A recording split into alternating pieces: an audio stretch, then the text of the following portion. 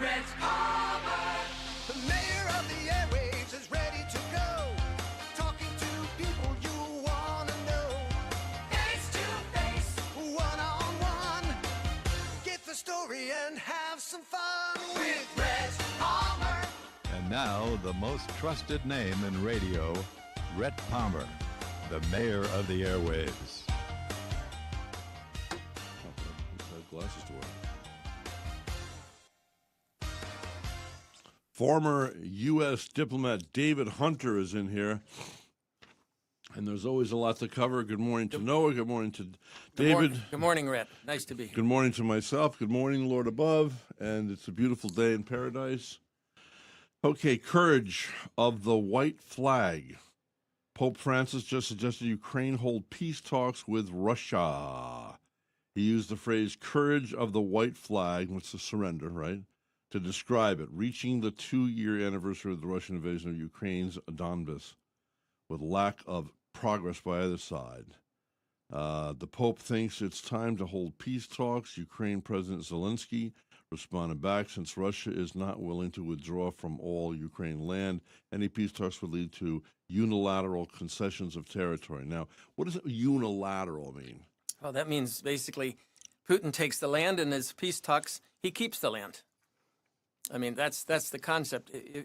Putin's not going to give back in any kind of a peace agreement unless he is forced to give back. That's the problem. Did you ever watch the interview with Tucker? No, I haven't. I wish you had. Yeah. I just want to get your opinion about what I mean. You know, it's really historic. Yeah. Well, whether he's lying or not. Yeah, it's historic. He has lied to President Bush. He's lied to President Trump. He's lied. But I have seen, and I've looked into his eyes, and I've seen his soul. Yeah, exactly. Yeah, okay. And, you know, by the way, there's an election coming up in Russia on the 15th of March. That's a couple days from now. Well, that's a joke, right? Of course it's a joke, but it's worse than a joke.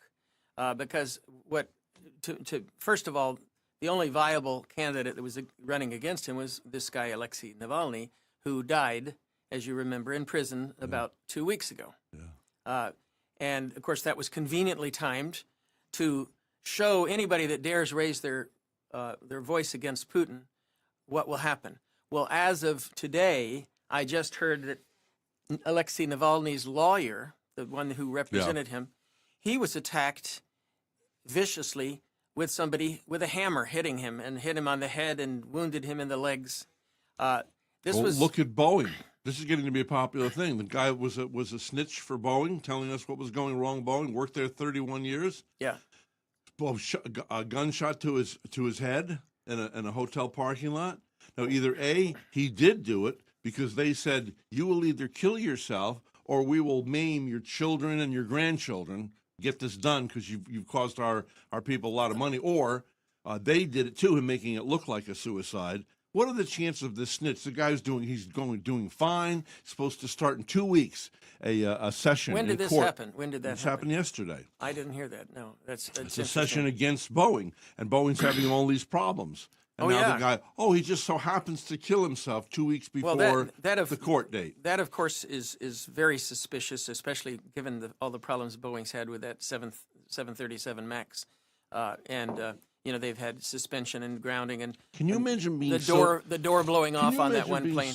Making so much money that you literally don't care if you take another human's life. How you've gone downhill. Well, I don't want to go into their Boeing. It's a tragedy. Whether it's Boeing, whether it's Putin, whoever it is. Don't compare a corporation with Putin. That's mixing apples and oranges. I'm not talking. Yeah, that's mixing apples and oranges. No. I'm talking about humans. Yeah, humans. The capacity for a human, whether it's the big shots of Boeing or the money behind Boeing, whether it's the big shots behind the oligarchs over in Russia. I don't understand the evil, dark hearts of men. Right. Well, obviously, you know, there is a set of people that are very evil and willing to do anything to keep in power, and that includes, for example, Vladimir Putin. That's what we're talking about today because you raised the question of the white flag. And this is by a proposal by Pope Francis. Now, I want to mention a few things about Pope Francis. It's just coincidental that he made this proposal because I just finished this book. Oh no, really? It's Yeah. a new one. It's The Pope at War. The Pope at War. Is Now- this him or no? No, that's not about Pope Okay, Francis. The secret history of. Oh, okay, these are the other. Read the Mussolini, rest of it. Hitler. The secret history of the Pope. That's Pope 12th. the 12th. Yeah. Yeah. And Pius, then Pope Mussolini Pius and the 12th. Hitler. Pope Pius the 12th, Mussolini, and Hitler. Winner of this. Now, is he the winner of the Pulitzer Prize, or is this book? They make it so confusing today. Yeah. Well, is that the did that this book guy, win? this guy, David Kurtzer, by the way, he's a brilliant author. I think he's been on my show in the Really? past. Yeah, he's a that name is brilliant, awfully author. familiar. Let me just mention a little bit about him. His father was a Jewish rabbi. Brown University. His father was a Jewish rabbi. Listen, Rhett. Yes, sir. Okay, and had served at Enzio. The author. The battle. The father of the author, David Enzio. David Kurtzer's father was a rabbi at working with the American troops as they were at the Battle of Enzio in Italy, Really? giving spiritual advice as they were fighting this vicious battle against the Germans to drive out the Germans at the end of World War II. So his father had that capacity. He has done an investigation of recently released documents from the Vatican. Pope Francis, the current pope, Yeah. released documents about the war period. That's all right, Rhett. It's okay. I can't see. No. it's Yeah, all right, 'cause I can't see. okay. The World War II war period, and the Pope Pius the 12th's attitudes and behaviors. Yeah. Now, one of the things that Pope Pius was alleged to have done is to have collaborated with the fascists and to have at least accommodated the Nazis. Okay? And this, of course, after the interesting point, as he describes, is at the beginning of the war. Keep in mind, when World War II was starting, it didn't take long before the Germans, with their blitzkrieg, were all the way to France. This is like in a month. They took over Poland in a snap. They took over Holland and Belgium. And yet they had terrifically lost World War I, and the deciding thing wasn't the tanks, because half of their army still was horses like it was in World War I. People don't know that. It was the drugs they were giving the soldiers. They could go 24. That's why the blitzkrieg, because they were on these drugs. Well, They just I could don't know. I don't know go. about that. Well, I do. Okay, all right. That's not really relevant. It's very relevant. Well, my point is that. What do you keep? What do you do stuff to? Well, I don't want to accept something that I don't know about at this point, unless you have evidence about the use of drugs by the Nazis. Oh, I think without a doubt, I it's think the historic. Germans are basically strong, disciplined people. They are. I know They that lost for a fact. World War One. That doesn't They mean were- anything. That doesn't mean anything. That's a totally different. It doesn't Well, it mean means something, It doesn't mean that they were in. Yeah, they were on drugs. Okay. That's what gave them the okay, little extra all right. hand here. Yeah, I would say they were probably on beer, but that's a No, different. they weren't on beer. Now, see, why do you not want to believe anything I tell you? I would believe it if I got facts to present it. I've and got from multiple places. then next week you can bring that I in tell you and what, show no, me. you look. You're the You- one that does yeah. the search. Yeah. No. Well, Okay.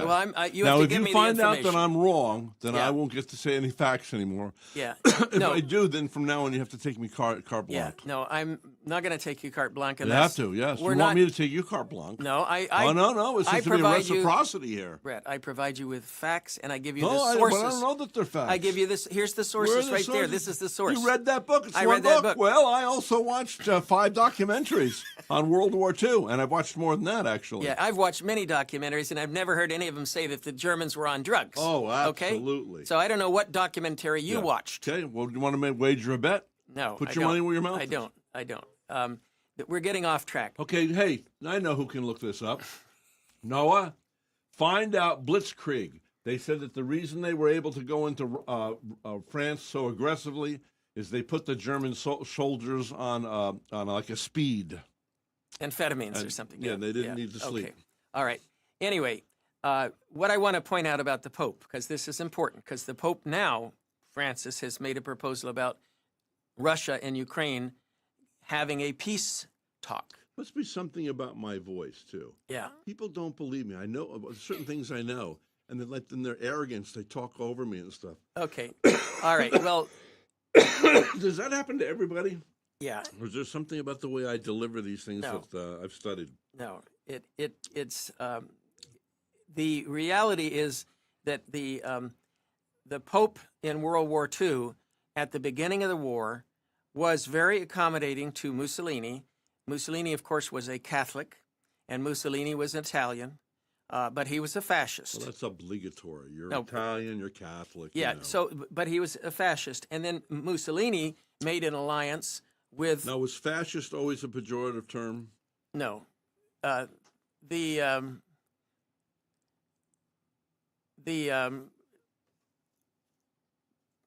Noah is saying that this, the Nazis used pervitin, which is an amphetamine based injection. Yep. Okay. All right. Well, anyway, It's all over the place. Anyway. Watch, why you would refute me so flippantly. no, I'm not refuting you. I'm just Yeah, you saying did. You did not trust me nor believe me unless I'm unless saying I can prove it.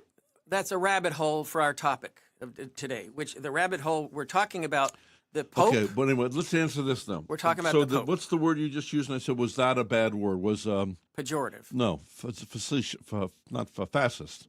Fascist is fascist. So everybody's throwing that word around now. I mean, they want to call Trump a fascist, and then they want to Yeah, call Biden yeah. a fascist. Okay. Everybody's a fascist. Okay, what well- is a fascist? Okay, well, fascist comes from fascismo, which is essentially a Fascismo. which is a Italiano? it's Italian term, and it refers to a bundle of straw tied together with strings, and then a axe blade coming out of it. So basically, you can tie together a bunch of weak straw and put a blade in it and make it into a powerful weapon. That's the concept of fascism. Pull the weak together, bind them tightly united, and then arm them, and they will become a powerful weapon. That's the principle. In effect, Just like King David got the disenchanted with Saul, he grabbed all these guys who were criminals and said, "Come on, we're going to stick together." Just the same thing, right? I mean, that's what what Mussolini did. Yeah. I'm going to be for the proletariat, and once you got the appetite of the proletariat on your side, well, the point is, don't confuse fascism with communism, because communism talks about the proletariat. That's why when you use the term proletariat, that's more of to a me that means the general public. yeah, but that's more of a communist Bolshevik term. The proletariat is, because the proletariat are the working class, and in the communist definition, you have the governing elites, and then you have the working class worker bees. Bolshevik. The I just realized that's a good term to use. You want to say something, but you don't want to swear. Bolshevik. Yeah. Okay. Well, anyway, so there is a difference. Bolshevik. There's a clear difference between fascism and Nazis. Yeah. But as I say, one of them is that the fascists, for the most part, continue to be Christians. The Nazis, there was no real emphasis on Christianity in Nazi Aryan theology. Yeah, he didn't really bring up God a lot, this Hitler guy. Yeah. Although, interestingly, 90% or more of the Germans who fought as Nazis in the war were believers in Christianity. This is an interesting point. And that's why, to be honest, where the Pope Well, Pius... hold on, let me set the record straight, Yeah. 'cause now you're in my territory. Yeah. Yeah, well, the devils came up, and when they came upon Jesus, and the devils inside this person said, "Oh, Jesus of Nazareth, the Son of God." So they believed he was the Son of God, but they were not saved. They're on their way to hell. Just knowing or believing or knowing about Christ or believing that he was the Son of Man does not save one. A lot of people sitting in pews that are going straight to hell. So just so you know. Okay. Well, anyway, this is one of the criticisms... Knowing and ownership are two different things. This is one of the criticisms that this David Kurtzer was investigating about the Pope. The Pope was not openly criticizing the Nazis. The Pope knew about the Holocaust, the taking of Jews by the Nazis and shipping them all to Poland to be... No, I don't know how that's possible when everybody claims that nobody knew, even the Germans down the street. Actually, he documents in very thorough detail, if you want to read the book. Yeah. He documents in very thorough detail how the Catholic priests knew what was being done to the Jews. They had absolute But information, when and they were reporting it back to the Pope. You know, what we don't understand, you and I, is Yeah. we're not hateful people. And Yeah. I was not brought up prejudiced. Right. But I do remember somebody telling me when I was a kid. I mean, I didn't even know what Easter was all about. It was Yeah. they killed Jesus. The Jews killed Jesus. And Yeah. I was brought up. I was like, Right. they No, were that's been around since the Middle Ages. Yeah. Is that why all the hatred towards the Jews? Well, I've never anyway, understood it. Anyway, let's from not, your perspective, we- which would be a secular perspective. All right, we've talked about that before, and I'm not going to go. I'm not going to go into my thing. I just want to know Yeah. what you thought. Okay. As I said before, the modern Nazi approach was that the Jews were pro-Bolshevik, and that they were trying to destroy. Bolshevik. They were trying to destroy capitalism. They were trying to destroy Christianity. Yeah. That's one of the arguments that the Nazis were saying, that they're defending Western civilization against the Bolshevik Jewish conspiracy, which is attempting to destroy the traditional values that were being promoted by the Aryan Nazis. So anyway, that's what they were saying as their side of the story. Now I want to get back to the Pope, because the Pope was actually this particular Pope, Pius II.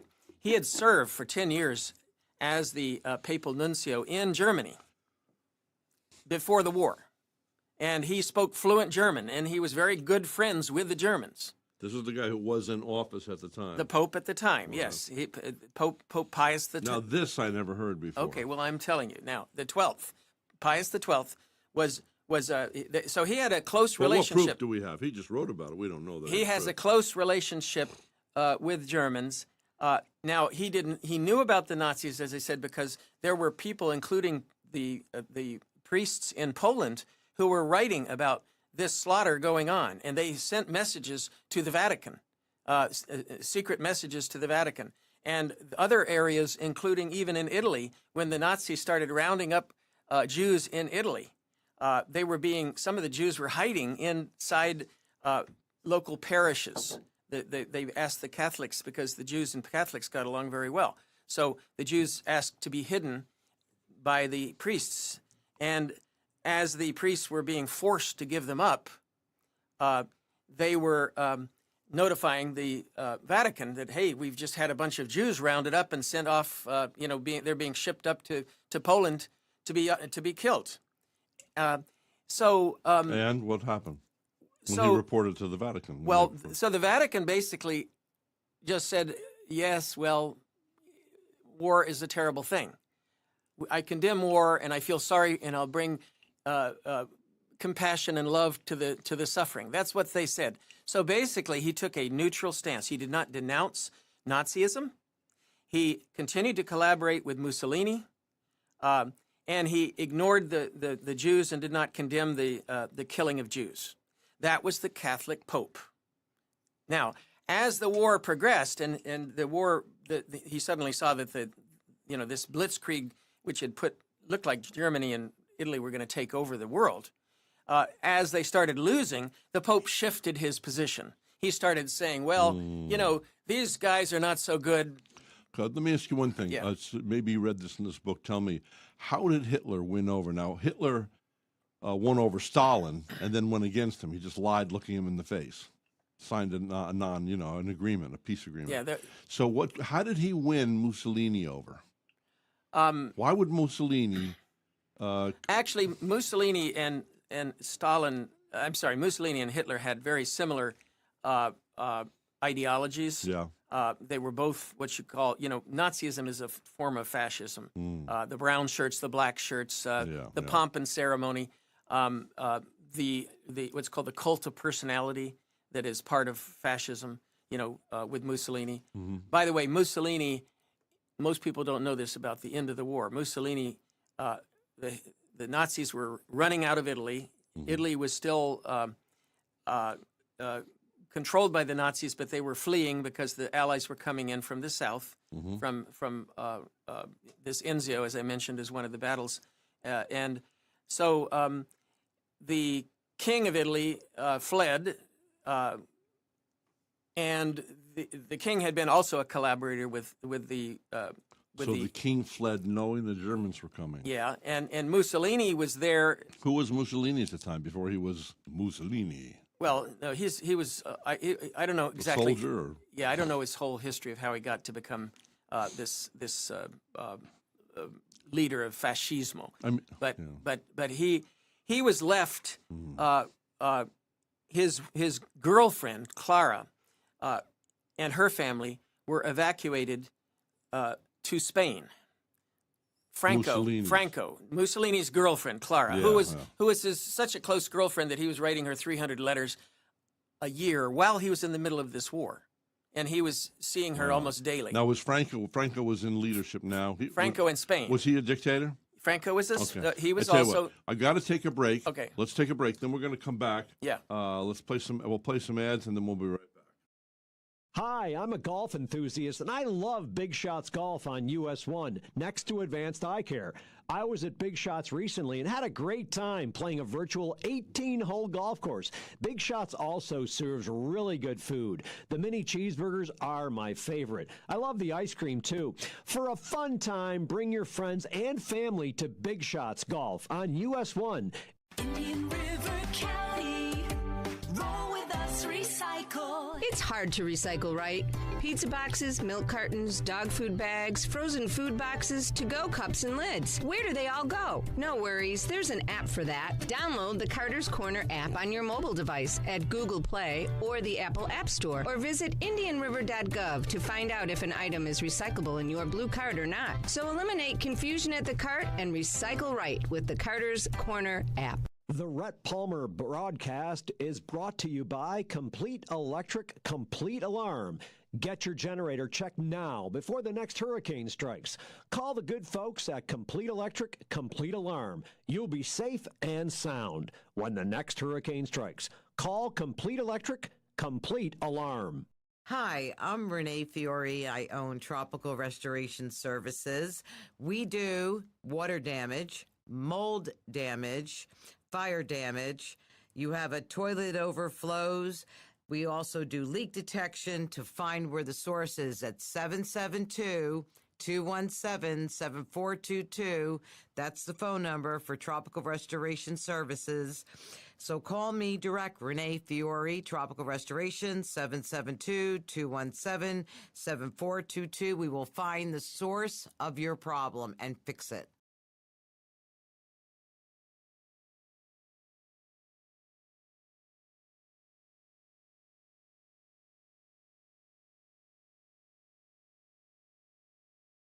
American Revolution. Now, Minuteman Press answers the call with custom print and design services designed to promote your business like nobody's business. They lead the charge, but never overcharge for great design, print, and promotional materials. Minuteman Press in Vero Beach and now in Port St. Lucie. Ready to answer the call. Google Minuteman Press or visit pslminutemanpress.com. Hi, I'm a golf enthusiast, and I love Big Shots Golf on US 1, next to Advanced Eye Care. I was at Big Shots recently and had a great time playing a virtual 18-hole golf course. Big Shots also serves really good food. The mini cheeseburgers are my favorite. I love the ice cream, too. For a fun time, bring your friends and family to Big Shots Golf on US 1. I know you want to have a beautiful smile. Well, an examination, radiographs, a healthy cleaning would normally be well over $200. Gosh. Right now, for $79, you can call Plains Dental Arts, 231-6004. It's all included for $79. The examination, the radiographs, the healthy cleaning. Okay, call Plains Dental Arts. Make your appointment right now, 772-231-6004. Takes care of gingivitis, takes care of halitosis, gives you a great healthy smile. You get a thorough examination. Plains Dental Arts, just south of the Village Beach Market on A1A. Again, $79 for the examination, radiographs, healthy cleaning, 231-6004. Call now, 772-231-6004. A.E. Stalls Real Estate and Associates is a hometown family company. Josh and Mandy Stalls, along with their two sons, have deep roots in this community.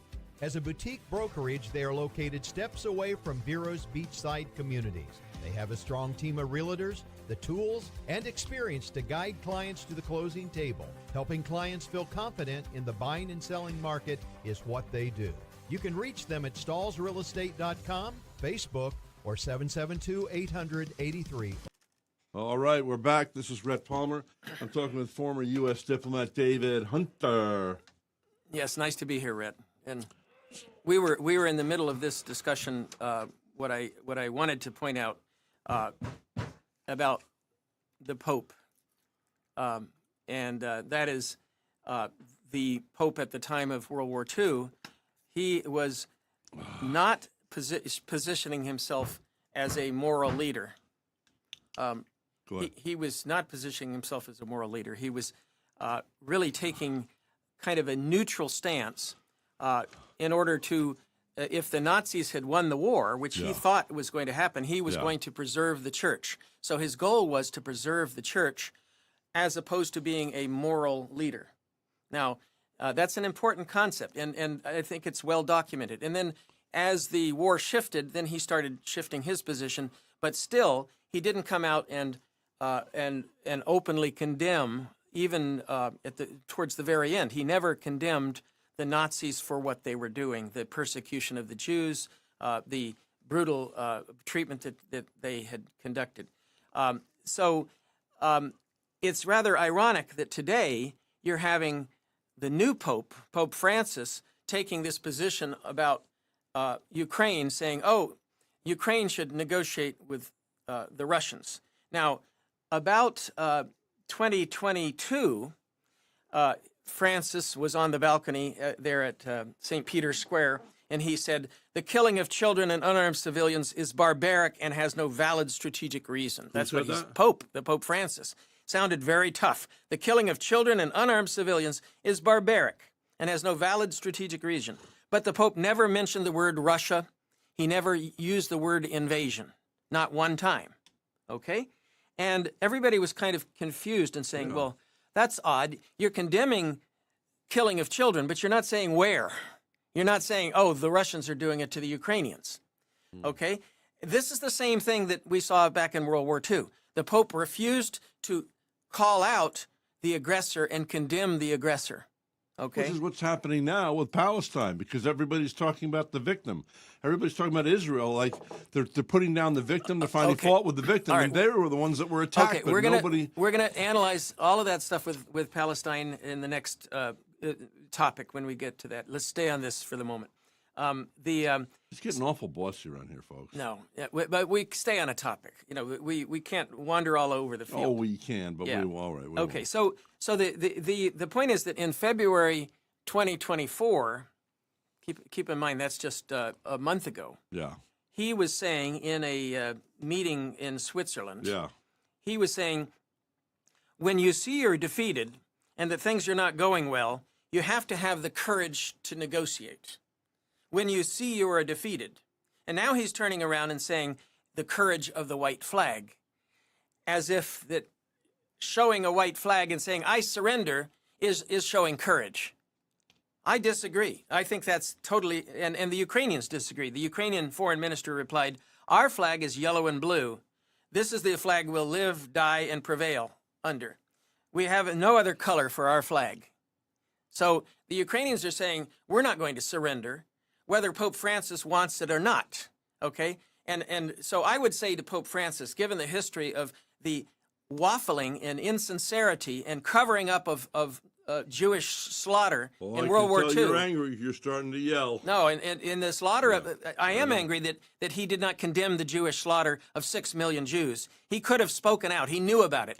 It's proven. This guy who is the author of this book. Please be equally angry at the Palestinians who raped and pillaged women and raped them. And, what I'm saying is there is a question of morality, a question of morality, and this man in the Vatican, if he is going to be the moral leader, he has to have the guts to stand up and speak out. If he's only going to be the caretaker... Okay, now the other side of this is he has had the guts to say, I would rather see a flag of surrender and negotiations and giving something, a negotiation, which is a tit for tat or whatever it's going to be, and instead of more children and people being killed.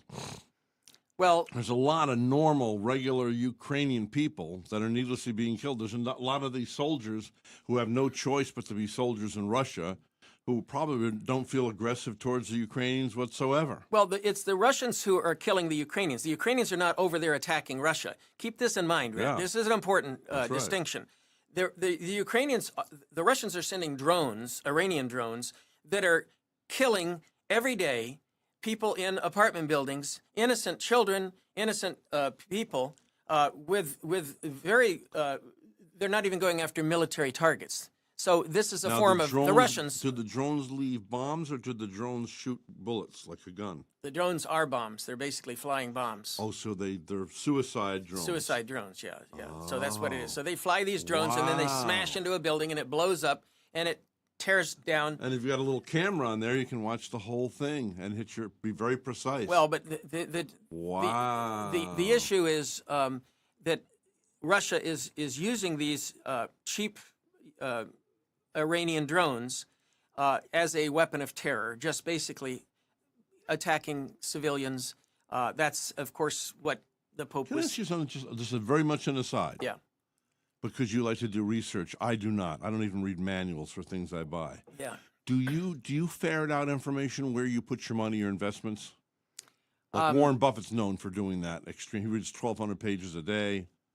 Yeah. Because I want to know where that money that I invested in that drone company. Yeah. Should I keep it there? And it's a whole lot of dough. Should I keep it there, or I want someone to tell me if I should pull that money out? Well, this guy from New York sold me all this stuff. And in this case, what you're talking about, I think, is equipment to shoot down drones. Anti-drone. Anti-drone. Yes. Yeah. Now the British, by the way, just announced within the last day or two a laser-based weapon, a new. See, that's what I'm supposed to invest in. But what if another company's doing it? All of a sudden, all these billionaires, they can lose money. And they pull out of the company that I'm in. If you're in high tech, obviously remember the Every Betamax. time I go near high tech, I lose money. Remember Betamax? That was seen as the chosen. Remember type the dot bombers? I lost all my money in dot bombers back then. Yeah. All right. So anyway, this is not a financial program. Okay, we'll talk about that after the show. No, but you'll be out the door real quick. No, I won't. I have an important call from Tallahassee. We're doing an interview. Okay. Okay. So anyway, the point that the Pope said in last month is that if you're defeated and things aren't going well, you have to have the courage to negotiate. I disagree with that. I agree with the Ukrainians. I agree with most others who condemn the Pope for having said that. This is defeatism. And if you were, we've all seen this picture because World War II was the same way. When you gave Hitler the Sudetenland and when you gave Hitler Czechoslovakia, did he stop? No. He said, "Oh, that was nice. I enjoyed that meal. I'm going off for the next entree." And he took then Poland and continued his expansion. If Putin is not stopped, he will continue to take more and more. And that's why, as I've said on the show before, we're doing ourselves a favor by helping the Ukrainians defeat the Russian aggression, not overthrow Putin. What I don't understand, though, still, is why do you close your mind? Why will you not watch the Tucker thing? Okay. It's like, that's invalid. It's not invalid. Okay, you can scrutinize the man, listen to his words. I've got 2 hours to waste my time listening to Putin lying. Okay, I don't need that. I know that Putin's lying. I don't need to listen to that propaganda of Putin. And Tucker, of course, was being a sympathetic listener. He was only asking softball questions. That was the whole point. I know about the interview, and Tucker was criticized. Tucker was criticized for the interview for asking such softball questions. He did not ask any kind of real journalistic questions. It's like, "Oh, Vladimir, what do you like for dinner tonight?" I'll bet you $10,000. I'll bet you $100,000 he had to submit all the questions ahead of time. Well, so what? Then Putin is only accepting softball questions. I don't know. That would be. He's not going to get himself in a crosshair with somebody. But there's also things you can see when you're observing this. Yeah. Like Putin sometimes will go like this. He's sitting there normally, and all of a sudden you get a little Google-eyed. Now, well, that looks a little strange. Okay. Well, that's my subconscious. I picked it up, but I still haven't placed where I've seen that before. Okay. Okay. I'm trying to figure out if the guy's all there, if the guy's not all there, if he's gone over the edge, or there are some people. There's some people, including some Naval War College experts on psychoanalysis, that predicted back in 2008, I think it was, that he had Asperger syndrome. Syndrome. Putin. Yeah. Which would mean he's a bit of a genius. Well, I don't know. Asperger syndrome is of course, I think it's I'm friends with a little young man in church right now. He's 13 years of age. He has it. You wouldn't know he has it, but he's quite brilliant and very caring individual. Yeah. All right. I don't know, but anyway, and of course, my own interpretation is that Putin is a dark triad personality type. I've never heard that term before. With you have. I gave you an hour long. I gave you an hour-long briefing on it, on which you recorded. Dark triad personality. Yeah. I about 5 years ago, I gave you an hour-long discussion of that. So I'm supposed to remember this now. A dark triad. Jeez, for crying out. Hey, Noah remembers. Would you do me a favor and turn the air conditioning down, please? Did I hear Noah say he remembers that? Yeah. Well, he was also, how old were you then? 17 or 18? He was paying attention. 20? You're 27 now? I'm 26. Okay. I was 21. Okay, so he remembers that. Oh, my word. Yeah. Do you realize you've had to put up with me for all these years? Yeah. Yes, unfortunately. Suicidal what? Ideation. Ideation. And what does ideation mean? It means I contemplate suicide about twice a day. Now, don't blame it on me. Oh, no. Part of it is you. Okay. Jeez. All right. Why? What can I possibly do to All right. earn that? Well, Noah, we'll try to cheer you up a little bit, and that'll encourage you to. Now, see, he shouldn't say that stuff because then I take it to heart. Yeah. Well. Yeah. Verbal abuse. That's Yeah. mainly it. What did he say? I'm not sure. Anyway, What did you say? No, I want to hear what he said. What did you say? Verbal abuse. Okay. I'm not verbally abusing Yeah. him. Yeah. Okay. All right. Anyway, I think we should move on to the next topic because you wanted to talk about Israel. So let's go to the next topic. Okay. Verbal abuse? How? I haven't spoken coarsely to that guy in forever. 2, why Israel-U.S. relations continue to be strained. President Biden openly criticized Israel Prime Minister Netanyahu for failing to provide adequate humanitarian relief to Gaza civilians and opposing a two-state solution to Palestine issue. Now, remember, the two-state thing, they were offered a two-state thing way back when. Okay. He said that while he still supports Israel and won't cut off military aid, this man-made humanitarian aid crisis in Gaza is hurting Israel, not helping it. But 80% of Israelis support continuing to starve the Palestinians. What's going on? Well, this is. They want to cut out what they construe as the cancer. Okay, the cancer. We have to clarify because you're using the cancer, and yet you're talking about 2 million people. Okay, and you're suddenly saying those 2 million people are the cancer. And that to me, we now have footage of the Palestinian people, not the soldiers. Yeah, I know. You told me that last week. Raping and pillaging you told me that week. And celebrating their deaths. You told me that last week. Right. Okay. Well, I told you. It's the truth. All right. Now the issue I'm trying to point out here is. But see, you don't seem to care. Well, what you're now saying is that all Palestinians are I'm Hamas. not saying are that. Hamas. They're all rapists, killers, murderers. They want to strangle. I didn't say that, but you'd never come to the. You never say.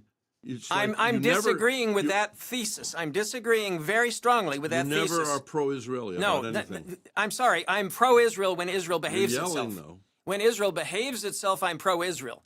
Okay, when Israel behaves itself, they were attacked. When they behave like human beings. They beings. were attacked. Rhett, when they behave like... You want to talk yelling? They were attacked. Say, they were attacked. No. Yes. No. Say they were attacked. Yes.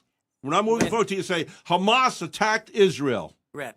Say it. Rhett. Why will you not say Hamas attacked Israel? I'll explain in the next segment why Hamas... You won't say Hamas... I will explain. Raping and pillaging, no excuse. You think there's raping no excuse women, for that? no. What about not if at Israel all. was doing things bad A bunch of crap. Hamas got what they deserved. Rhett. We gave up shouting the does bank. Not make your we gave up better. We gave up Gaza. We gave up Gaza, and they all surrendered to and made it a military. Raising your voice military does not territory. win an argument. Okay, you're started being yelling. Hannity again. Verbal abuse.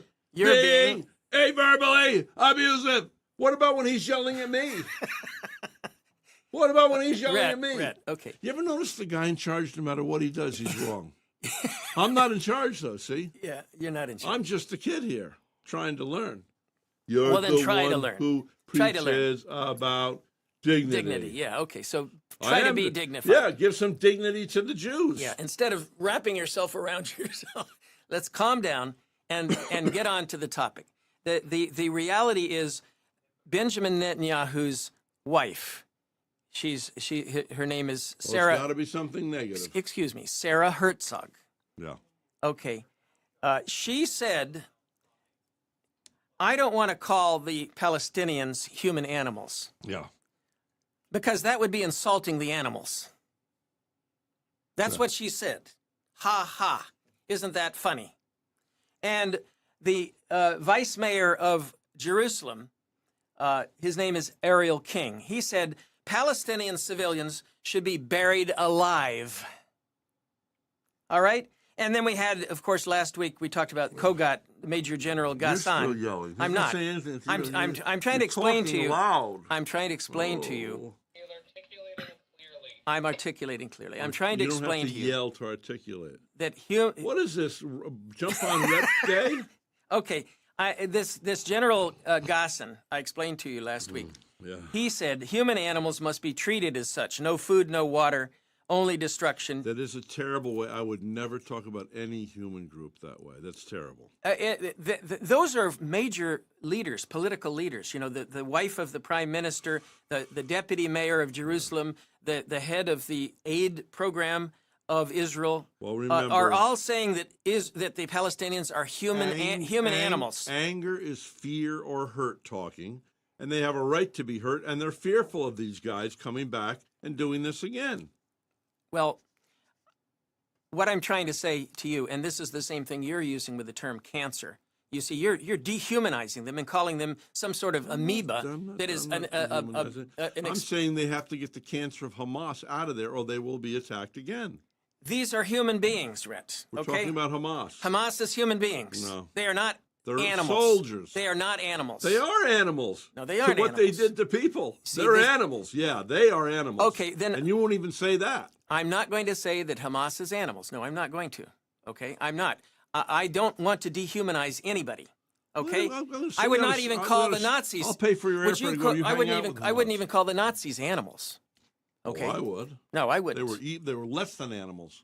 Well, I see. This is where I think you and the Israelis should get this animal thing out of your brain and take it away. That is not the appropriate way to deal with conflict. Okay, you don't sit there. This is not a conflict. It's a This conflict. Is war. War and conflict is you don't dehumanize the other side. Okay, Oh, but it's okay to twist the legs around and rape the women till their vaginas bleed. Okay, I We know have you can video talk of all about this stuff. horrible stuff like that Yeah. all the time. That's Hamas for Okay, you don't think that That's you Hamas don't think for that you. the children that have been twisted into pieces in the collapsing buildings What and about the torn babies into, that the Hamas came in and- and shot and did all this stuff?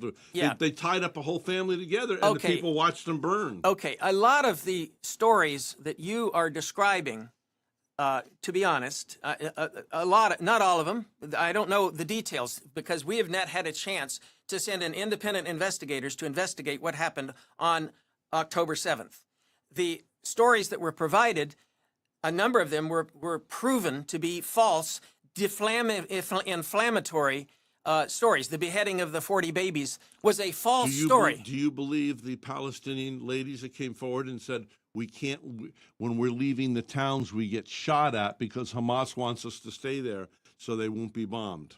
I want to point out that What about that? I want to point out that They use those human shields. Yeah, I want to point out that the people who are going out for aid today, we talked about the issue you were mentioning, this problem of strained relations and Biden saying that starvation is not to be used as a bargaining chip. That's what he said. He literally said, you can't use starvation as a bargaining chip. The Israelis yesterday shot 12 people, killed 12 people going out after aid in Gaza City. This is the same location. It's called the Kuwait Roundabout.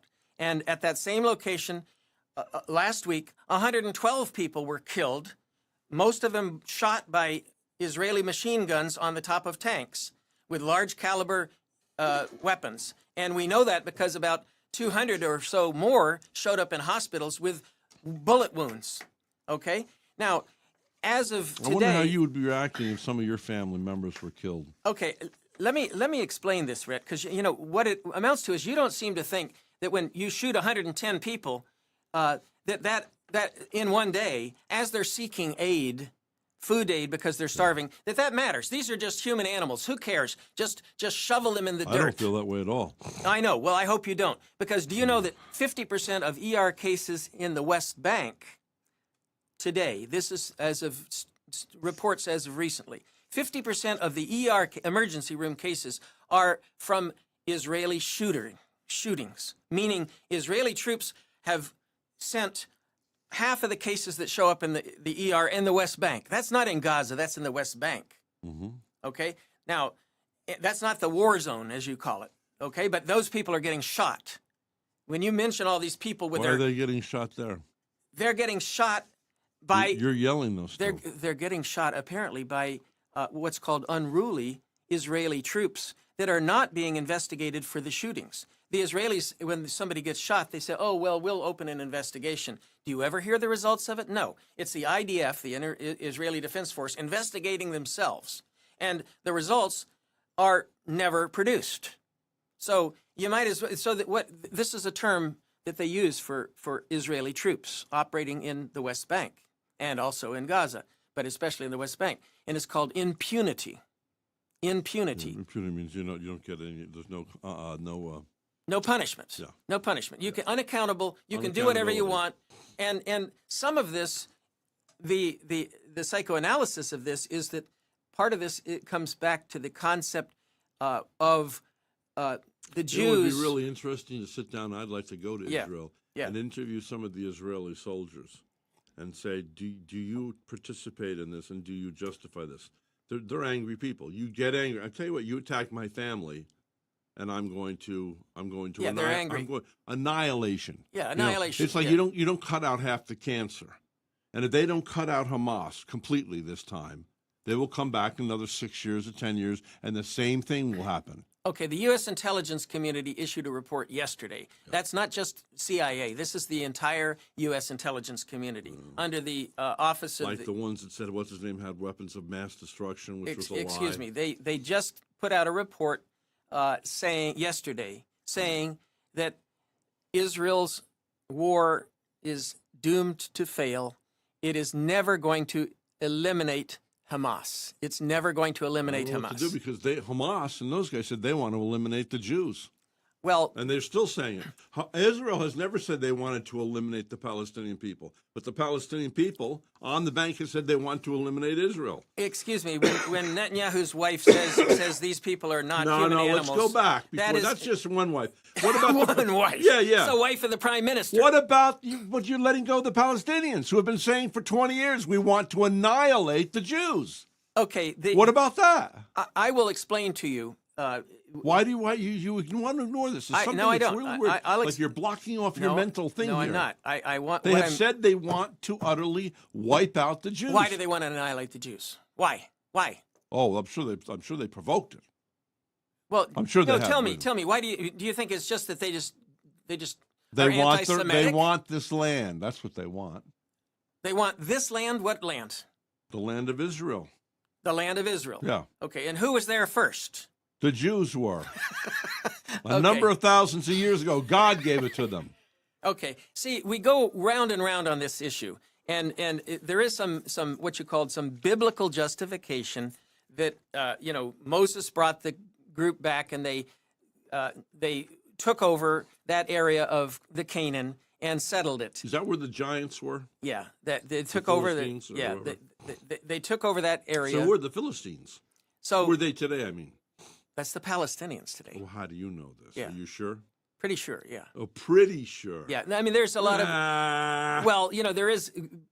Do they have genetic DNA? That would be the only way to confirm this, absolutely. And to be honest, the Jews and the Palestinians... Are the Palestinians the sons of Ishmael? That, of course, is one of the theories, that the Palestinians, or at least some of the population...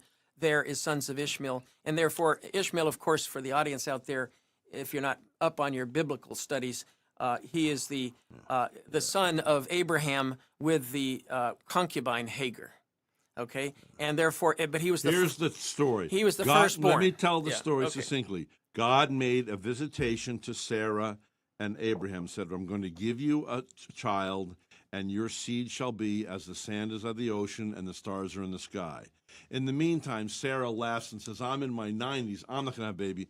Why don't you go have sex with Hagar and have a baby? They did. They had Ishmael. Then all of a sudden, I don't know how it happens, but Sarah gets pregnant. Oh! So now she says, well, now there's a jealousy. So she says, take Hagar and her son and put them out in the desert. And Yes. that is what we have. That's where the conflict is. Yeah, And according to the Muslim belief, she moved her son, and she moved to basically to what's now called Saudi Arabia, and she was living in that area, and she raised a number of children, or she intermarried, or her son Ishmael intermarried with the local inhabitants, and they became the Arabs of today. So there is that issue of understanding it. I want to go back to this point that we were talking about with Gaza citizens being starved to death. The interesting thing, you mentioned people are angry, the soldiers are angry, the Israelis are angry.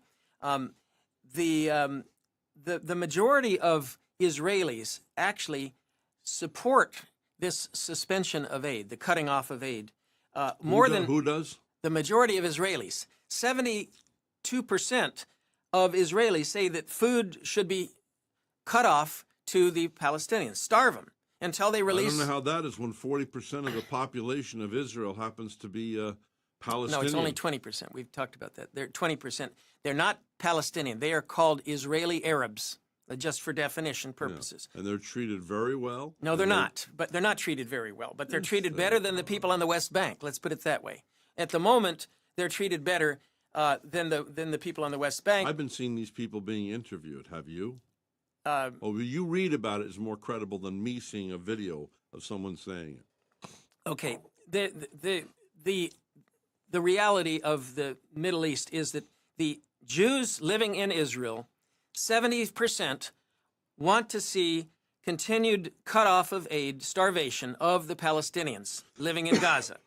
That's what they say. So Netanyahu, by promoting this cutting off of aid, and Gallant and others saying we're not going to give you any food or water, they're actually, if you want to think of it democratically, they're behaving as the people of Israel want them to behave.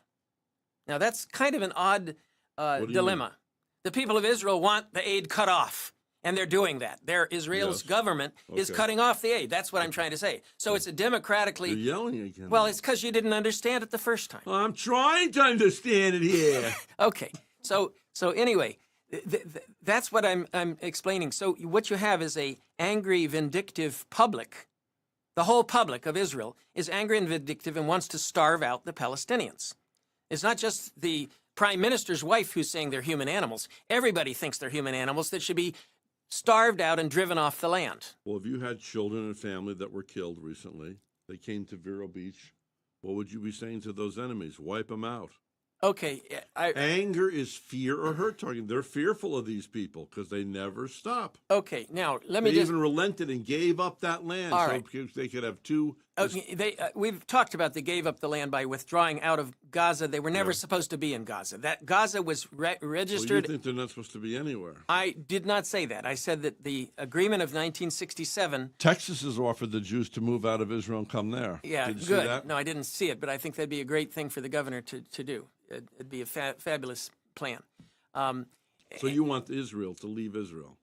You want all the Jews to leave? I want the Jews to be safe, and they're not going to be safe in Israel because they are aggressive and they are surrounded by people who They don't were want not them to the be there. aggressors. They They were the did- aggressor from the they time were they not got there. the Rhett. aggressors. Rhett, from the beginning, when the Haganah and the Stern Gang were there, and before that, as they were settling in Israel, they were the aggressors, and they basically took the land from the Palestinians who had lived there for 1,200, 1,600 years, and suddenly said, this Torah says, this land is my land, get off. Okay, that's what it was. So that's an aggressor. I've said that many times on this show. let me mention about the current situation in Gaza with the bombing, the killing of over 30,000. Half of the population of Gaza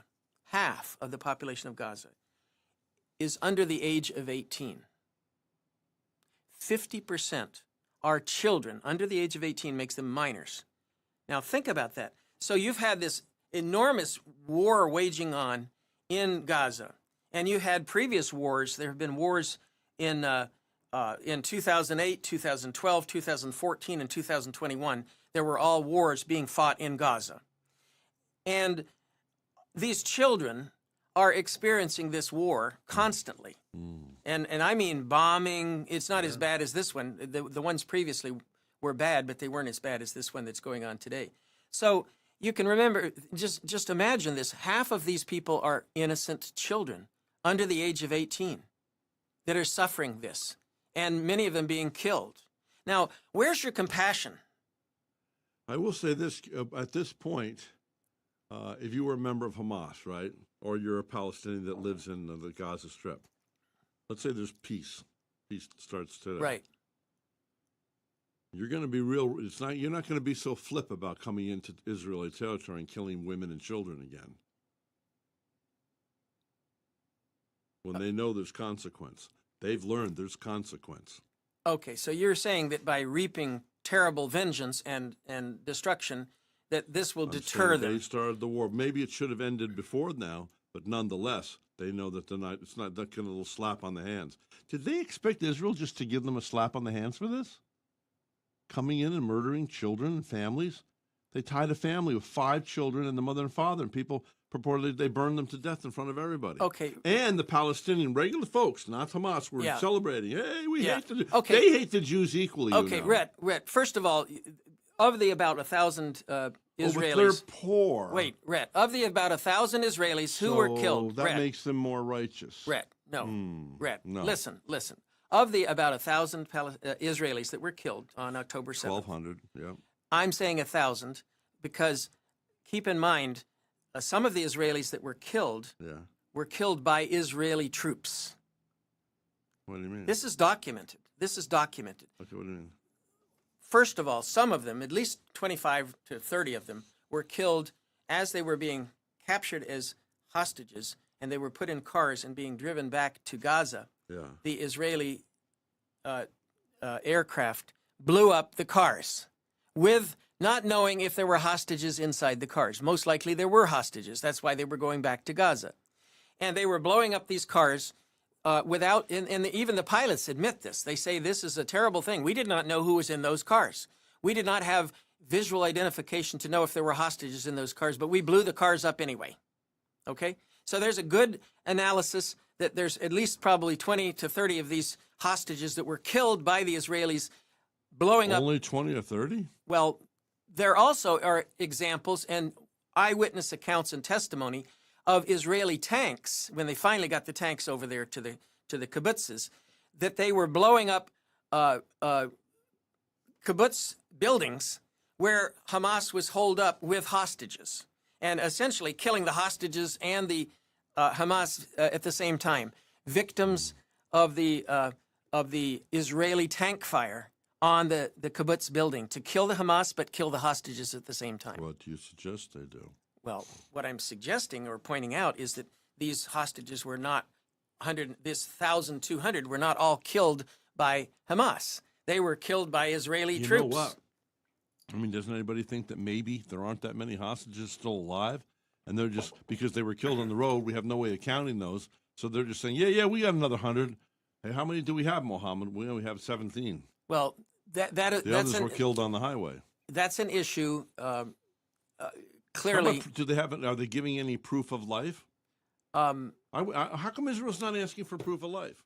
Well, actually, Israel did ask just recently in these. And the way they do that, folks, is they take a picture of a current newspaper and a picture with them together. But of course, today you can, manipulate Photoshop. some of that. Yeah, that's right.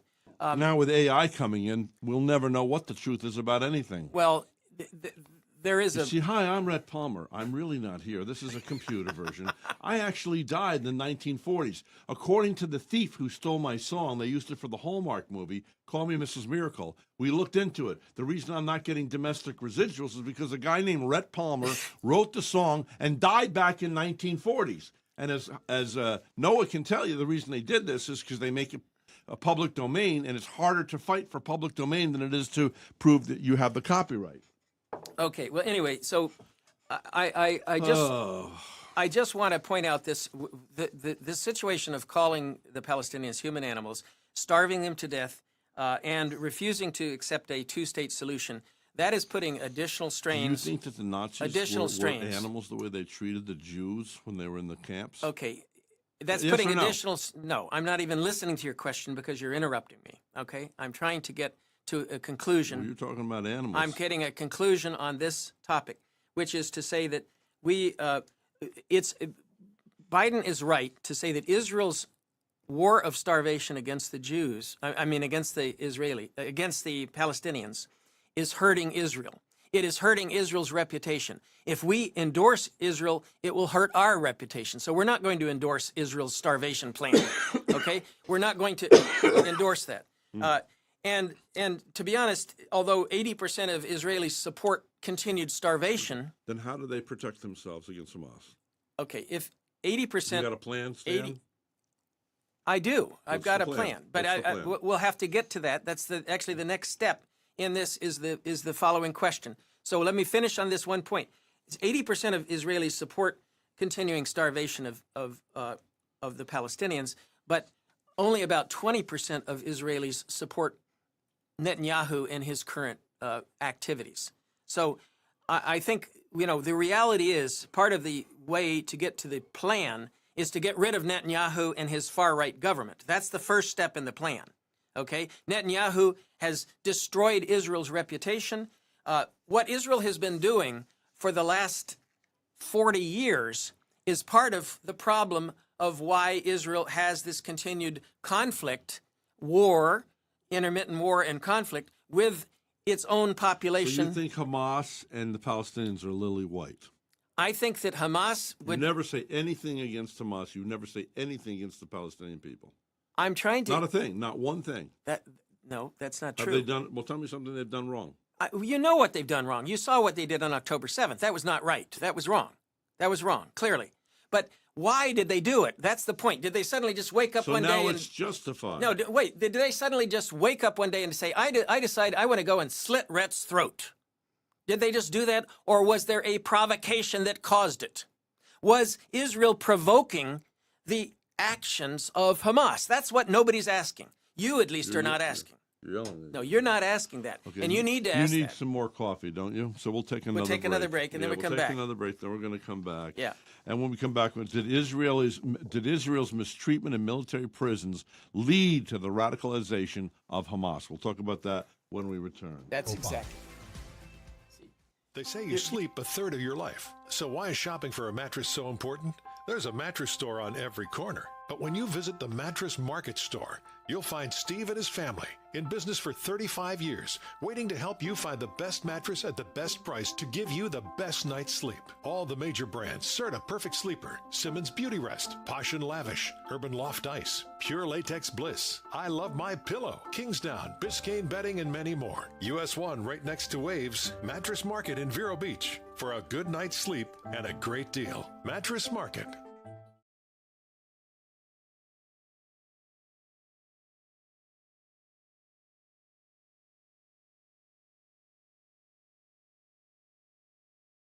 The Rhett Palmer broadcast is brought to you by Complete Electric Complete Alarm. Get your generator checked now before the next hurricane strikes. Call the good folks at Complete Electric Complete Alarm. You'll be safe and sound when the next hurricane strikes. Call Complete Electric Complete Alarm. The Minutemen answered the call during the American Revolution. Now, Minuteman Press answers the call with custom print and design services designed to promote your business like nobody's business. They lead the charge, but never overcharge for great design, print, and promotional materials. Minuteman Press in Vero Beach, and now in Port St. Lucie. ready to answer the call. Google Minuteman Press or visit pslminutemanpress.com. They say you sleep a third of your life. So why is shopping for a mattress so important? There's a mattress store on every corner. But when you visit the Mattress Market Store, you'll find Steve and his family, in business for 35 years, waiting to help you find the best mattress at the best price to give you the best night's sleep. All the major brands: Serta Perfect Sleeper, Simmons Beauty Rest, Posh and Lavish, Urban Loft Ice, Pure Latex Bliss, I Love My Pillow, Kingsdown, Biscayne Bedding, and many more. US 1 right next to Waves, Mattress Market in Vero Beach. For a good night's sleep and a great deal. Mattress Market. I know you want to have a beautiful smile. Well, an examination, radiographs, a healthy cleaning would normally be well over $200. Gosh. Right now, for $79, you can call Plains Dental Arts, 231-6004. It's all included for $79. The examination, the radiographs, the healthy cleaning. Okay, call Plains Dental Arts. Make your appointment right now, 772-231-6004. Takes care of gingivitis, takes care of halitosis, gives you a great healthy smile. You get a thorough examination. Plains Dental Arts, just south of the Village Beach Market on A1A. Again, $79 for the examination, radiographs, healthy cleaning, 231-6004. Call now, 772-231-6004. Indian River County, roll with us, recycle. It's hard to recycle, right? Pizza boxes, milk cartons, dog food bags, frozen food boxes, to-go cups and lids. Where do they all go? No worries, there's an app for that. Download the Carter's Corner app on your mobile device at Google Play or the Apple App Store, or visit indianriver.gov to find out if an item is recyclable in your blue cart or not. So eliminate confusion at the cart and recycle right with the Carter's Corner app.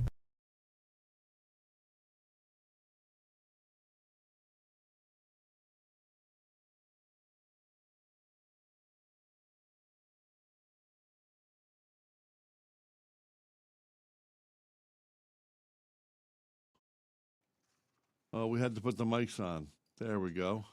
How you doing? This is homemade productions here. What are you talking about now? So, do you listen to any podcasts at all? Oh no, you don't have a phone. You don't have a phone. You don't have a cell phone. Anyway, this is David Hunter. We're back. Do you ever listen to any podcasts? Yeah. No. Very rarely. Very rarely. Very rarely. Yeah. So you get most of your information from CNN and MSNBC. No, not really. I know what you do. Do you like doing all this research? Well, I think it's good to educate our audience, and in some regards, I do learn more myself. To be honest, I'm no expert on the Middle East. I've never claimed to be an expert on the Middle East, and I think we, as a public, have ignored the Middle East, and we've often left it to our friends who are Jewish, who are, of course, of Middle East origins and have an interest, to tell us what is going on over there. And so, in some sense, Americans have a bias towards Israel, which is natural. I don't deny that. But in many cases, particularly when we got these people coming over here and blowing up 3,000 people in one day in the Twin Towers, and right. That's right. All in the name of Allah. And we, of course, have a strong intelligence cooperation with Israel regarding those kind of terrorists. I want to point out, though, that the Salafi, Wahhabi, Sunni terrorists, these are basically of this variety of terrorism that is mostly Al-Qaeda and ISIS. That is a totally different brand than these groups like Hezbollah and Hamas. Those groups are essentially national liberation groups who are fighting against Israel trying to take their land. That's a totally different concept than what ISIS and Al-Qaeda are doing. They're not attacking the United States because we took their land. They're fighting us because we have a different ideology, our Christian ideology, versus their extreme Muslim ideology. That's a Muslim versus Christian issue. With this issue of the Middle East with Hezbollah and Hamas, that is not about Muslims versus Jews. That is against you taking my land and kicking me off and I want it back. And the Jews saying, well, no, God gave it to me 2,000 years ago. So that's the difference in this dispute. Now, sometimes the Israelis will try to drag in the ideology of Islam as a cause of the hatred of the Jews. I don't really think that's the reason. They don't hate Jewish ideology. They hate occupation. That's why they are called occupiers. They came over and took the land, and that's called occupied lands. Jews in Israel now are trying to change the term. Jews are considered infidels, as are Christians. Well, forget the infidel. And you read what's their group? Not the Torah. What's the group? What do the Muslims read every day? Quran. The Quran says either you turn an infidel into a slave or you kill him. Okay, or you convert them. Yeah, there are lots of examples where they have not done so. I've lived in India. If we have time today, we'll talk a little bit more about India. The Muslims I've met around the world, my grandfather said, mankind is generally friendly except for politicians and organized religion. And to be honest, if we, the common people, were just left to ourselves, well, I don't know, but there's always going to be battles because, hey, you're growing your corn over on my field. Get out, Yeah, well, clearly there are going to be battles over property, territory and property. That's for sure. Now, I want to get to the next point, though, Rhett, which is this issue of mistreatment. Okay, and I'm going to read this again in case you're just tuning in, okay? Yeah. This is, by the way, typed by the guy across from me, so just so you know. So, did Israel's mistreatment in military prisons lead to radicalization of Hamas? Israelis are asking why Hamas led the brutal attack on October 7th. Was it just to create mayhem or evil, angry terrorist actions, or did the Israeli military's long mistreatment of Palestinians in its prisons produce this backlash? What do you think is one thing? What do you feel? I don't know. How about what are the facts? Well, what are the facts? That's, again, we've talked about this on the show before. This is a book called Sons of Hamas. Oh, yeah, that's the fellow. Sons of Hamas. Now, he's the one who's converted to Christianity. He's converted to Christianity. And you read that book in its entirety? Yes, I did. And besides... Would you recommend that? I would. I recommend it. But I want to point out something. A lot of people are misinterpreting this and seeing this Mr. Yosef, Mossab Yosef, as being a hero because, one, he converted to Christianity, and two, because he became a secret agent of the Israeli Shin Bet, spying on the Hamas and Palestinian resistance movement. And therefore, they're seeing that is the reason to hold him up and praise him. Now, if you were a Palestinian, you would see him as a traitor for having betrayed the freedom fighters, as I said before, who'd want to kick Israel out and take over the land again for themselves. He is a traitor. He is not a hero. So it just depends on which side of the fence you're sitting on as to... And is it an honest appraisal from him? Well... Does he talk about how Palestinians are being abused?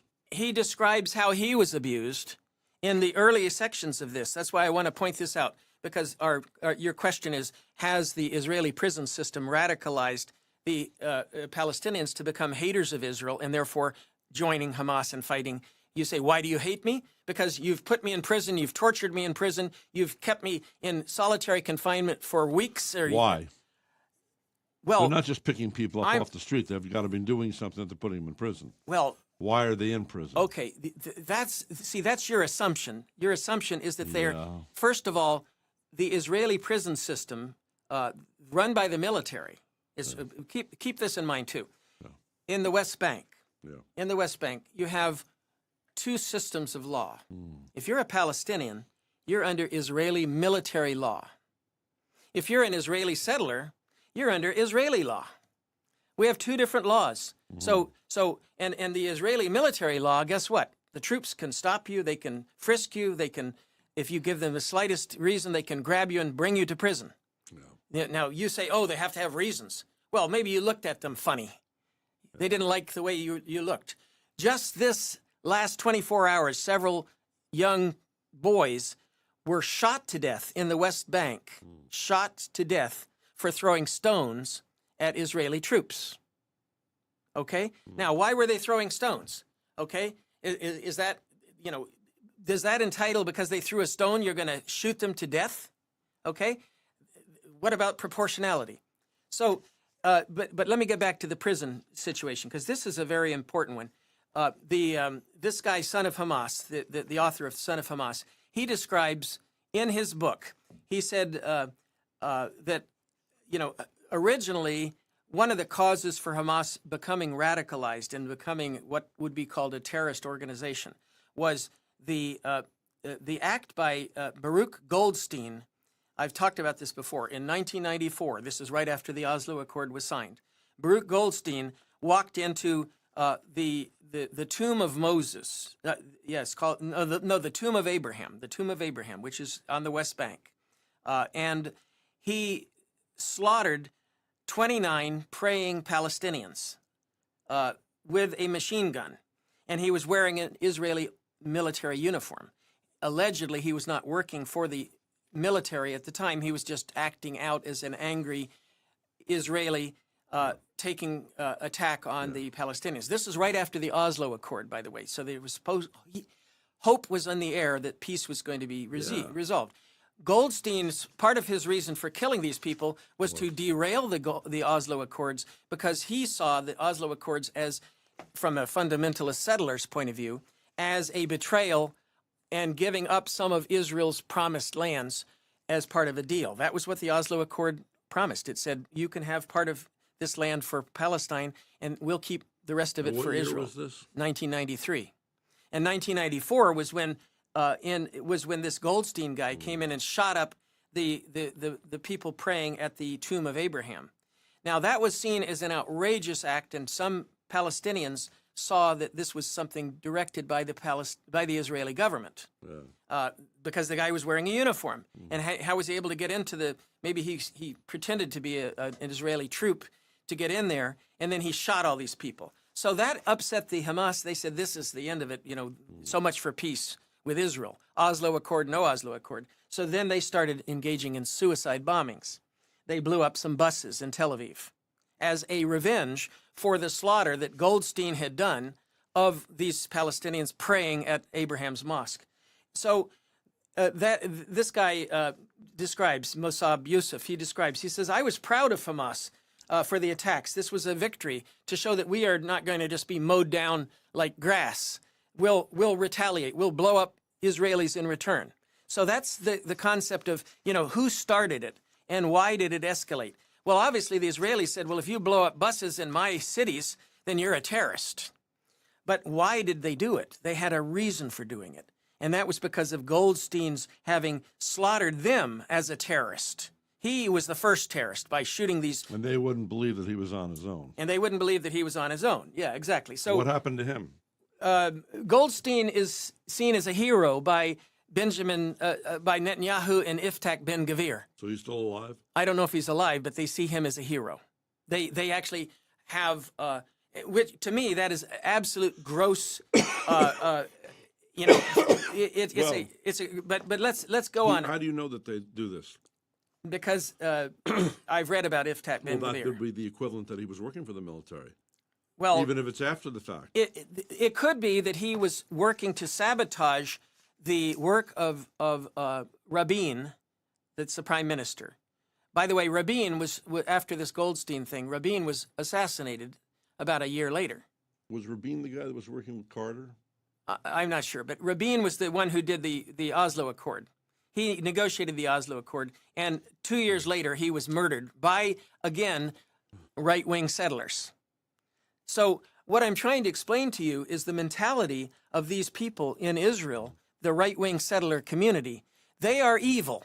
They are the ones who are committing crimes. When you kill your own prime minister because he negotiated a deal to achieve peace, that's evil.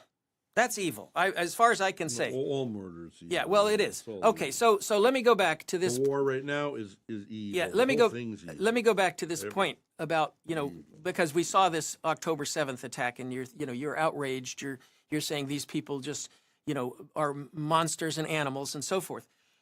Why did they do it?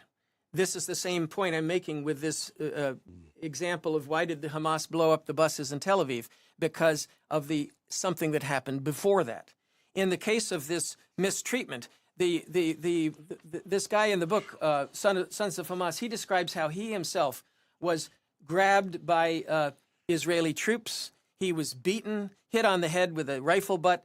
Then he was taken to prison, and he was locked in prison in solitary confinement, and then he was taken out for interrogations and tied up to a plastic chair with his hands cuffed. And he was set in an awkward stress position for hours at a time. This sounded like a single episode. It turns out, I have found out, that a report was done in 2015, December 2015, by Bet Salam, which is an Israeli human rights group. And it reports about a prison called the Shimka prison. And the Shimka prison describes exactly, they interviewed 116 detainees after they had gotten out, I guess, I'm not sure. And they all described the same thing that this guy, son of Hamas, described. They were all blindfolded, handcuffed. They were beaten by Israeli troops on transport, beaten with rifle butts and clubs, sometimes for minutes to an hour and a half. At the Shimka prison, the interrogation sessions, they were bound to a chair with their hands cuffed. And the interrogations went on, sometimes deprived of sleep and lack of food. This has been going on from both sides forever. Well, it's been going on in Israel. It's been going on in Israel. It's been also been going on with the Germans and the Americans and the Japanese. My point here, this is inhumane. It's illegal. You're not supposed to be doing that kind of stuff. I would use stronger words than stuff, but I don't do that on the radio.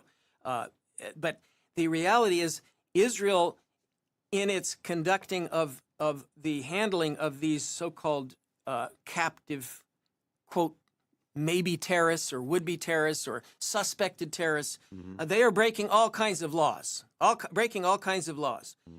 And so this is generating the kind of hatred that when they get out, if they get out, or their families, that are knowing what happened to them while they're in prison, they're going to become angry and they're going to become active resistance against Israelis. So you said, why did this group come charging across from Gaza and decide to attack and kill all these Israelis? Because they were angry at being mistreated for decades in this prison system. This guy. So are you giving them a pass? No, I'm not. I want to explain, though. This guy, Sons of Hamas, he was in prison describing this situation in like the 1990s. This report that I'm describing is from 2015. How did he get converted, just succinctly? He just happened to run into a small Christian group that was, evangelical. And what happened? And he decided to start communing with them, and he was gradually. Now, keep in mind, this was a vulnerable young man. Yeah. He was mistreated. That's why, in my opinion, why he went over and started working for the Israelis. Why? Because how was he mistreated? His father was in charge, wasn't he, of Hamas? He was held in prison. He describes this. He says, I was held in prison for a cell for a week, weeks at a time.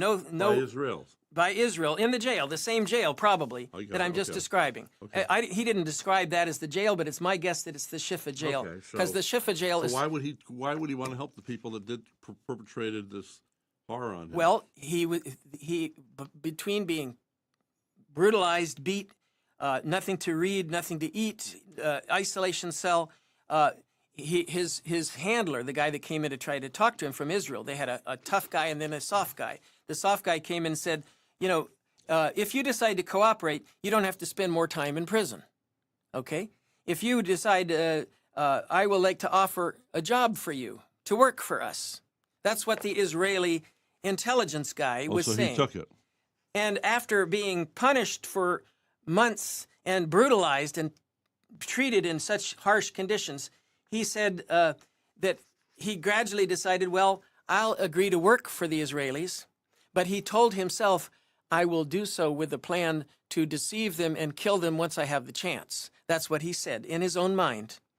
And then they must know that. And then afterwards, he gradually became lured in to work for the Israelis and support what they were doing. So what I'm trying to say is, and he, of course, lured in. Maybe maybe the revelation of truth. Maybe he learned I mean, something. this, of course, is what some of the people that are promoting this book are saying, that he suddenly realized that the good guys are the Israelis and the bad guys are the Hamas. And maybe that's true. Yeah. Okay. In his mind, anyway. Yeah, but what I'm trying to explain is that this is a case of it's very much like Patty Hearst. Remember Patty Hearst? She was captured by terrorists, and before long she was out there walking They have around. a name for it. Yeah, it's called the something syndrome. The hostage syndrome or something like that. You fall. Yeah. And when you're, Do you know what it is? Oh, here it is. He's going to type it. The Stockholm yes. syndrome. Yeah. Okay. Thank you. Thanks. Yeah. I guess, was she held in Stockholm, or what was that the reason why they called it that? No, Okay. I don't think she was held. No, that was from another case. Okay. It was already Anyway. exist in Stockholm. Find out what the genesis of that is, would Yeah. you, Noah? Okay. So anyway, that's my point there. They had a military detention center. By the way, part of the group that was coming out on October 7th, they were aiming to free prisoners from this very prison that I've just described to you. Did they do it? No, they got bad GPS coordinates and they couldn't find the prison.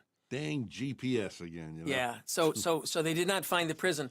Now, the Israelis were saying, they were trying to attack the prison to free the terrorists.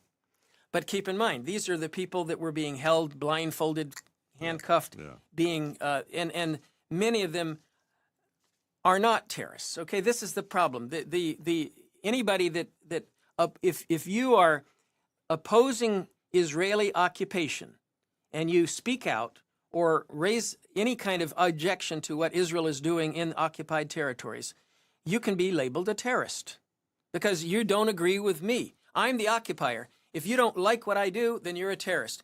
Think of this, Rhett. If I was a big colonial power and I invaded some country, okay? Now, I send my troops in there. And if anybody fights against me, I call them a terrorist. Are they a terrorist because they resist my coming in and taking over their country? Does that make them a terrorist? I want the audience to think about that. You know, the use of terrorism is misused. Sometimes, if somebody resists an occupier, that does not make them a terrorist. If you create terror, for instance, when they remember when everybody's pro-life, and there were people that were going out and they were killing doctors that were going into abortion clinics. I mean, killing people in the name of Jesus.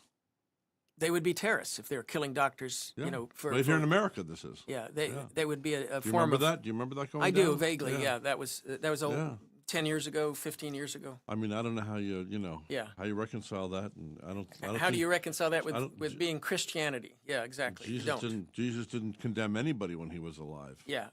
What they're saying, of course, is that they're acting to defend the unborn. You know, that was their concept. So they were not, if they were shooting a doctor that was trying to kill the unborn, then they were Well, actually. doctor, in the very seat you're sitting in, he killed 1,200 babies. He said he committed abortions. Yeah. And then he was in that movie Unplanned, and he actually, I think was he in the movie, or was he, I think he played himself in the movie. I'm not sure, but anyway, I just met the lady who the movie was all about, by the way, a week and a half ago. But anyway, really? Okay. I'll tell you about it some other time. But anyway, so he had a little daughter, and he went in to do an abortion one day, and he got a phone call that his little 3-year-old daughter had run into traffic. Yeah. And had run into traffic and got killed. And then he went in. He was pulling out the legs and the arms of this little child, which he had to complete because you can't leave arms and legs in the womb of a lady. And then after he was done, that was it. He gave, he's not going to kill any more children. So, but Well, that's but he's out right in that chair you're in right now. Yeah. Well, the conclusion I'm trying to make here is that this action. You know what really we're sitting here thinking? Just What? a little contemplative thing here. You know, I got to meet with President Carter. Right. Okay, and he and I had a nice conversation and stuff, but so I'm thinking, I was with this guy. Carter? Carter. I was right with him, like I'm with you right now. Right. And he was the guy that was there with, what was the Peace Corps? It was the Egyption Yasser president? Arafat. No. The Egyptian. The the dark-skinned man. Saddam. No. It started with an S. Yeah. Whatever. Sadat. Yes, Sadat. Yeah. Who I think Not was Saddam. Sadat. Yeah. I think Sadat was a good man, personally. And who was the Israeli prime minister at that time? And Sadat was also killed. Oh yeah, by his own people. Yeah. So But and who was the other guy that was in the Israel? I think that was Yasser Arafat. No. There was a guy involved from Israel. Oh, He wore the glasses. He was the. Menachem Begin? Was that who was in there? Maybe. I'm not sure. I don't know. I'm not But sure. anyway. But anyway, the point is this is just an emotional thing, just a personal thing. Like, this isn't so far away that it's us. It's humans. Well, This that's is not, it's very easy, it's just, if you mistreat people, Rhett, then people that are mistreated are going to not like you. They're going to hate you, and they may extract revenge against you if you mistreat them. So the way to solve that is to stop mistreating people. Stop mistreating them. Hold on a second. This The treatment, Israel, you will refuse to give. Let's say they did. They gave up. They didn't have to leave the West Bank, or not the West Bank, the Gaza. who didn't have the to Jews? They had farms. They were living among these people. They had farms. They had businesses. We've described that and they before. had to leave. Rhett, But they did do it. If we do a two-state solution to Israel today, all of those 750,000 settlers on the West Bank who have moved there in the last 20 years, they only had 7,000 20 years ago, and now they have 750,000. Wow. All of this population that's moved there as settlers, they are going to have to get out. They're going to have to move out. Who are they? They're Jewish illegal settlers. Why would they do that when they made a big mistake, a blunder with Gaza? It hasn't done them any good. Well, the reason why, first of all, you say they made a big Where mistake were the with people Gaza. that were in Gaza before they were in Gaza? The people in Gaza, a lot of the people in Gaza were displaced from other parts of Israel when Israel took over.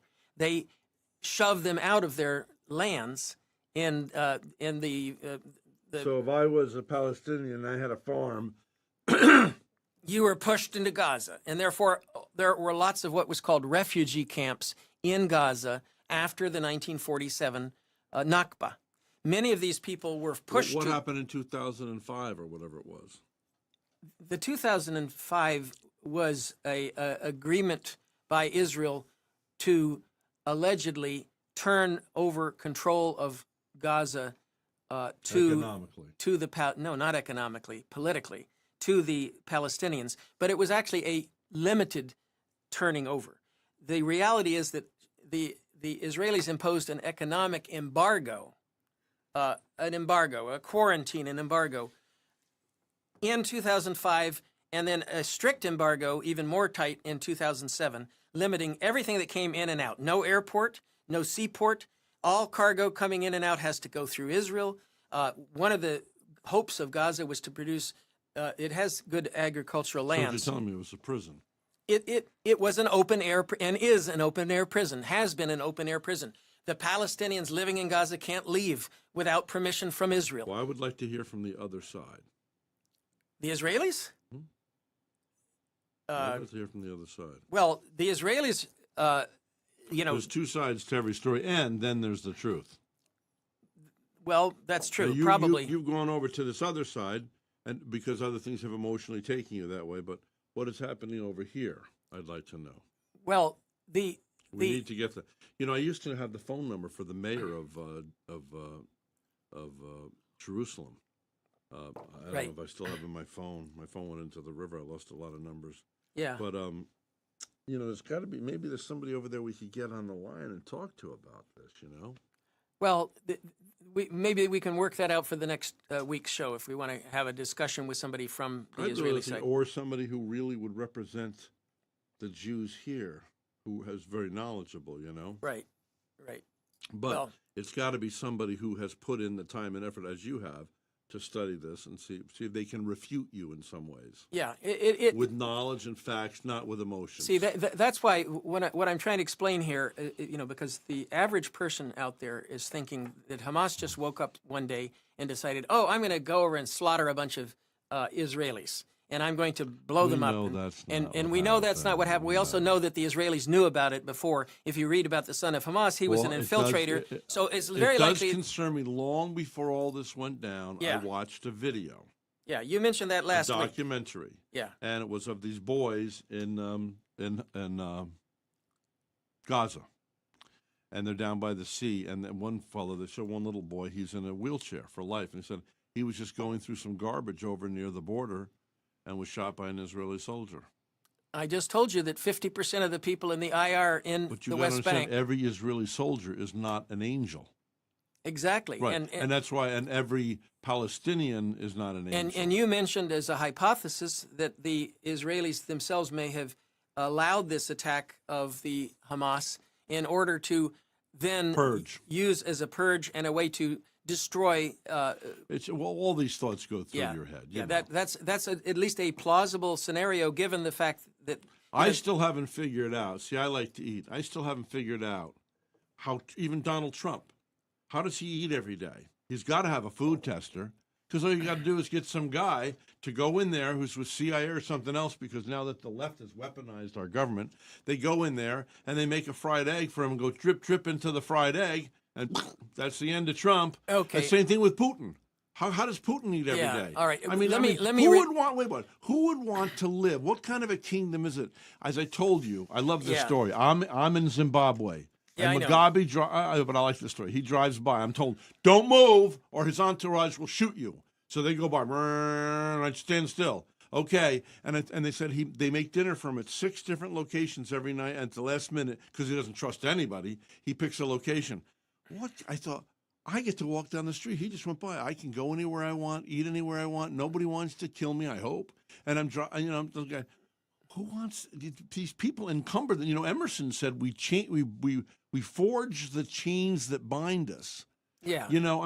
I can You take think about off that, time. that means you're making your own imprisonment. You're making your own imprisonment. We forge the chains that bind Yeah. us. People get all caught up, and they turn 80 or 85, and they go, just like this now with this greed, this rampant greed. They want more and more. What just happened with Boeing? I mean, the guy who goes and he's what do you call a snip? They call him. What do you call it? Someone who who comes out and is supposed to be protected. Well, anyway, Fink, whatever. I mean, he did a good service. He was trying to say, well, Boeing's not doing their job. Right. Now they find him dead. Now this does 2 things. Not only does it eliminate him so they can't go to court in 2 weeks, but it also puts the fear of God. I'm working for Boeing, and I'm thinking about coming forward and saying I saw the bed. Oh, no, I want to live. Oh, Well, no. on the other hand, Isn't that what Putin did with killing this guy? that's what he's trying to do. If On the you other hand, contest me and come against me, on zip the it. other hand, Boeing is making a huge mistake if they were behind this, because in our country, the FBI is not stupid, and they will realize. And by the way, I disagree with you on the. Who owns the FBI Wait a minute. now? Wait a minute. They're I not the disagree boys with you. we used to have in I there. disagree with you in your subliminal comment, very quick, and I wanted to parse What? that out, What? which is that the Democrats are weaponizing the government. Without a doubt. Okay. Look no. what they've done with Trump. Okay, I They've disagree. come after him. They've got 90. Rhett. You disagree? You don't think any of these are capricious? I disagree with you. Okay, and this is a domestic politics issue, so I'm not going to go into it. Trump has not been convicted of any espionage or any of that crap, and yet they wanted to take him out in Colorado and make it so we can't vote. Okay, his handling of classified documents, that's one area that I do have knowledge on, because I had a top secret clearance and I was working with classified documents myself. And what Trump did, if anybody else in America had done that, they would be looking in a cell for years. Oh, but Biden did the same thing, but the man said because he's mentally incapable, he shouldn't go on trial. No, that's that. I watched the whole thing yesterday. That's Mr. Hur. That's Mr. right. Hur who said that. And I like that guy. And Mr. Hur is. He said he did not make his. If he made his decision politically, he would have had the guy have to go through court. Instead, he didn't exonerate. That lady tried to say you're exonerating him. I'm not exonerating him. Yeah. I'm saying because he's not mentally capable. Okay. Of, Okay. The that's the president of the United States.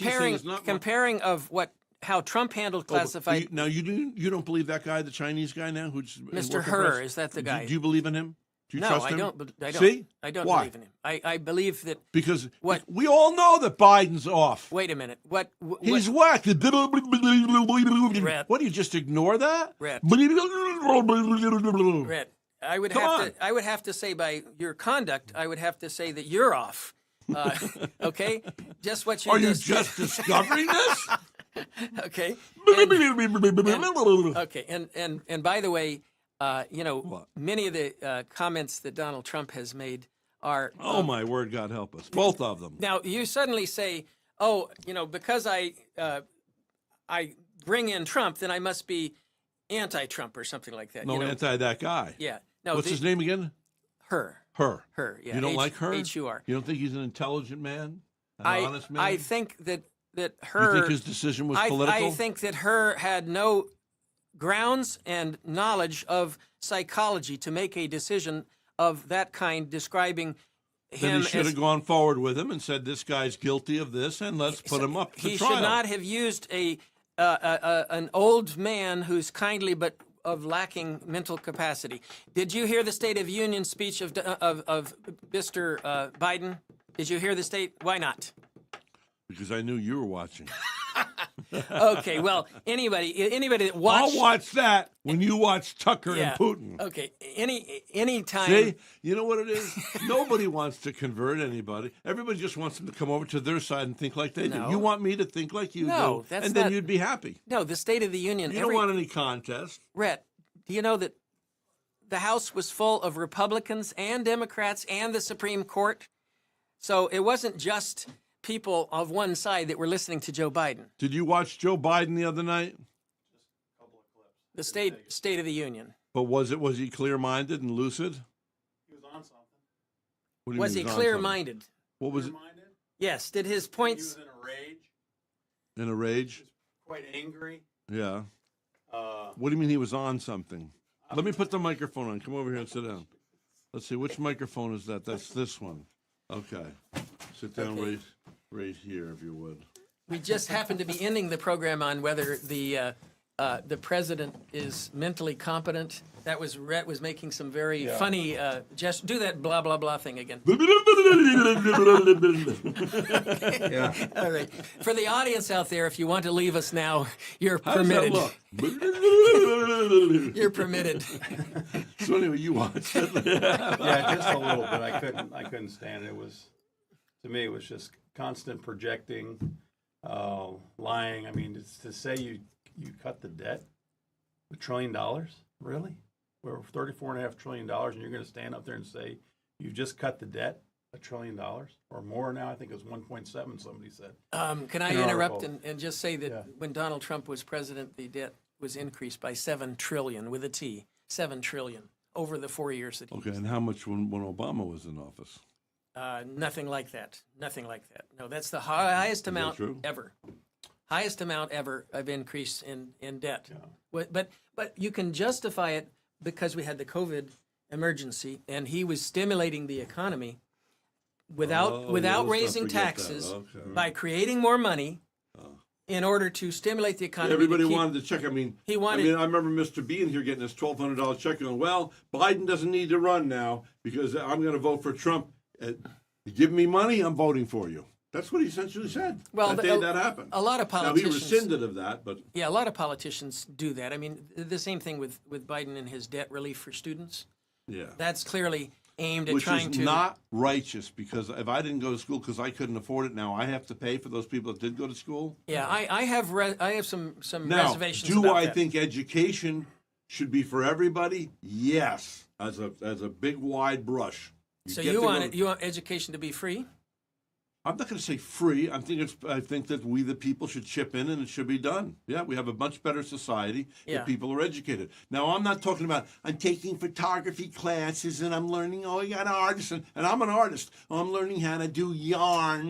That kind of crap. Yeah, that should You know, not be. you have to understand, higher education like that started for the indolent rich to go off and you're just like me, my older age now, I like taking classes. I love learning. I don't care about the grades, okay? So, but the indolent rich. So now, of course, we're pulling it back and going, hey, you want to make $500,000 a year? Become an air conditioning guy. Yeah. Go out here to Indian River State College. I met the former president yesterday again. I was talking with him over Panera Bread. I mean, you want to become a plumber, Yeah, they make $70,000 a year. Sure. No, more than that. If you More own the than company, that. a lot more than that. More than that, yeah. Well, we need to increase that technical Yeah. training again, of course. Like Yeah. back in the day, it used to be a big thing when I was in You know, high not everybody needs to study poetry. Now, I would like to, but you know, I'm a poet, and here I'm saying this, and Yeah, I'm an artist. You want to be an indigent. I don't want to be indigent at all. I want to be a prosperous Bob Dylan artist. He's got $300 million. Okay. I think it just went up to $600 million. by the way. Okay. But anyway, so Yeah, I was what about? concerned about what he might be on, what he was injected with. Maybe I'm not sure. That's just my personal opinion, but he seemed more fired up than usual. Than usual, like maybe he. Well, got of course, an that was extra a- shot of adrenaline. I don't know. That was a big event. You might think you get excited being at a big event like that. I don't but- know how they don't get scared because, Yeah. you know, I mean, Yeah. you know, That lightning will come through the Capitol or something. no, that A lightning bolt. just that. Well, anyway, I don't know. It's quite a mess. what do you think about this guy getting killed by Boeing? I mean, he didn't commit suicide. Oh, the whistleblower. The whistleblower. Yeah. Now, what that says is, if I was going to blow the whistle too. Well, I'm not going to now. I want to live. Well, sure, that's how that works. They're scaring people not to Well, come forward. A what whistleblower. got us is- on this they're topic supposed to- about Joe Biden and Trump was Rhett made a comment rather subliminally that the liberal left has weaponized the government, and I The said, FBI and the and I CIA. said, and I Yeah. said, and I said, that ain't true. Well, No. I think it's true when you go to. Who's the guy that I don't like? Who's the guy that I don't like that's friends with Trump? I don't even like the guy. But they showed up at his house with his wife who's in a Manafort. wheelchair. Manafort? No, not Roger Manafort. Stone. Roger Stone. Oh, Roger They Stone. showed up at his house with his wife's in a wheelchair, and they showed up with all these trucks and everything for what? Well, You know, to arrest him. It's Yeah. just, Well, what is that? Having some of the FBI guys on, I've talked to the IRS guy who was on last week. It's hard to think that those agencies are not really weaponized now. It's hard to think that they're not because of what they say from the inside. I mean, I can look out here and. But say, okay, yeah, so I grew up in Poughkeepsie, New York as a shoeshine boy. I love my United States. I grew up to be an FBI agent.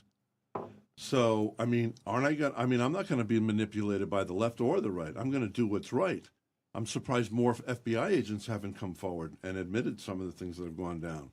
We do know for a fact from people who came forward from the IRS that they were told not to give a status to people if they had this is when Obama was president. Lois If you had the Lerner. word patriotic in your name, they put it aside and then would not give you File the their- non-for-profit they're status. nonprofit, sure. And this is people coming forward. Yeah. At least there's still some good people. See, I believe in good people that say like Sandy Hook, oh, that never happened. Oh, they were all actors. You don't think one person with all the good people in the world is going to come forward and say, I was hired as an actor for that. No, it happened. What a horrible thing to say. I lost my child there, that it never happened, you know? Right. I mean, I've been right there. You know, even my nephew said, I'm not sure if it happened. Not sure if it happened. And then they got that character that's on midnight radio. You know what I'm talking about? Talks like a devil. I don't like that guy at all. Do you like that guy? I listen. You know, so I Barbara can is be like, informed, you know, but- she's in your camp. You guys Who's are, that? you guys, Barbara, my wife. Oh. You guys are on the extreme to the extreme right. He's to the left, not all the way to the left, but to the left. And I'm somewhere floundering, going, I just want everybody to eat well and have a good time. I you know? just follow that yellow line in the middle of the road. with the bumps on it. You follow the yellow line. Drives by Braille. But being in the middle is often tough because Yeah. you're getting hit from both sides. You know, Right. we talk Yeah. about these things like it's a chess game. Yeah. I was just thinking, I got to interview President Carter a number of years back. I don't know, 20, 25, whatever it was. Yeah. I'm with him just like I'm with you. And I'm thinking, wow, this is a human being who was there with, what's his name from Egypt? Sadat. Sadat. The other guy who was the Menachem Begin, I think. was Menachem the guy. Begin. Yeah. I mean, these guys were going to have peace, you know, and I was with this is a human being, flesh and blood, and there's Yeah, Carter's a very impressive guy. I met him in Roslyn. well, I I said, you want to side to him? That I figure. Okay, so I'm interviewing him, and he and I are getting along great. There's 3,000 people waiting in line to sign autographs, but until we get done, it's not happening. So he and I are getting along. And I told him a story about Abe Lincoln, and he said he didn't know it. I got to tell a living president about Abe Lincoln was sitting next to, you'll like this one, was sitting next to Mary Todd Lincoln. She said it was totally out of character because they were watching a comedy. I told you this. And he turns to Mary Todd Lincoln and says, Mary, I'm imbued with a desire to go to Jerusalem. Boom! He was killed. That was God giving him the desire to go to the New Jerusalem. That's my opinion. Okay. So anyway, so he and Carter and I are getting along fine. Now, I read another book from a guy who came forward who was a butler at the White House. On the night that Carter lost Ford, I also got to interview Ford later on, but the night that Carter lost to Ford, he went to the door upstairs, and Rosalind, Amy, and President Carter were all weeping, crying. You mean Reagan? No. Oh, we lost to Reagan. Yeah, okay. he They were all that's right. Right. So anyway, so he beat Ford. That's right. Yeah. Okay. Anyway, they were all weeping and crying. Okay. So this guy's super sensitive. Okay. So when we get done doing our interview, I said, "Can I have my picture?" Sure. We got a picture together. Then I'm about to. He knows now. Suddenly he knows I'm going to leave. We made a connection. He doesn't know all these strangers. There's publicity agents, people that own the Vero Beach Book Center. There's all stuff. And he goes, "Well, go on, get out of here. You got what you wanted." I was like, "Whoa, what was that?" And I thought about it for years. I'm chewing it. He said that? Yeah. And so what it was we had connected to the point where he would have liked me to stay there as a friend. Mm-hmm. We had connected, truly connected. And he was going to be left alone with all these strangers. All they want something from him, you know? And so I thought, But he was doing a book tour, right? So, yeah, you know, he was. for that matter. He's a good man, but I'm saying he's very sensitive. But Ford also, when I met Ford, you know, when I went up to Ford, he said, "Come on now, I've got a lot of things to do today." Mm-hmm. Okay. And then I go 5, 4, 3, 2, 1, and he goes, "So nice that we could spend this time together, Rhett. I swear to God, God, play the videotape. It's the truth." I was like, whoa, you know? And so what I give them all carte blanche. I'll tell you what, you know why they get all carte blanche? Yeah. Because once you're the president, how horrible. You never get to not be a president. Yeah. You can't go to Target. The Secret Service legally has to be with you. You can't go to the toilet. I want to stop in and use the toilet at Starbucks. Oh, Mrs. Obama, wait up. We got to stop and check all this out. Right. Oh, my God. You're imprisoned. Yeah. Abraham Lincoln went to Gettysburg on the train alone, got off the train and walked to give his speech. I mean, now Emerson said we forge. Jesus said Emerson said we forge the chains that bind us. Even Jesus said, don't get tangled up in law again. You know, because then you got these born again Christians. Well, we all got to wear red shirts. Only the red shirts are making it into heaven first. You know, I mean, whatever it is, right? I mean, everybody wants to start this little red tribe. Notebook, I talk about red notebook. You know, but everybody wants to start a tribe. Well, it's like the people who go like this. You ever run into these people? Hallelujah, amen, amen, hallelujah. Praise God. You're not praising my Father. Shut up. It's not a language that you make up. You don't go, oh, I got the vernacular, man. I'm in. Hey, praise God, Pastor. I'll come and sing at your church. Hallelujah, amen. Praise God. You're not praising God. It's what your actions are. It's what your actions It's are. phony baloney, because I'm saying it. It's phony baloney. It's what your actions are. Anyway. Yeah. That's right. I am judging. Okay. That's it. I'm old enough to judge I'm now. judging. It's time to end this show and turn it over to the Reverend. One Reverend to another. Oh, yeah. In 6 minutes, you'll be on. Let's give up the seat here. Yeah. We're going to take a break, and we'll be back.